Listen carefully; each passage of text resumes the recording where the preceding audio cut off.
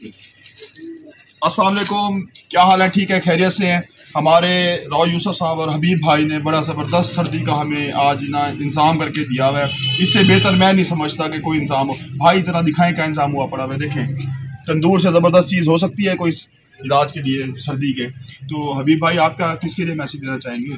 आपका दोस्तों के लिए, सब दोस्तों के लिए, सब दोस्तों में सबसे प्यारा दोस्त सर खादिम मज़ारी साहब। खादिम मज़ारी साहब, इनके दोस्त गुम हुए खादिम भाई के लिए क्या ऑफर है आपके पास? बच्ची खिलाए आपको पाकिस्तान वैसे ही है। कब आ रहे खादिम भाई? इंशाल्लाह पहली इसको 2 तारीख को। यूसुफ, आप क्या कहना चाहेंगे? बस मैं भी यही कहना चाहूँगा भी देखिए हमने कैसा देसी माहौल बनाया हुआ है, आपको मज़ा आ रहा है? बहुत ज़्यादा मज़ा आ रहा है, इसलिए तो सबको बुला रहे हैं। सबको हमारी तरफ से दावत है, जो भी दोस्त आना चाहे देसी माहौल हमारे साथ आए, गुजारे हमारे पास ही।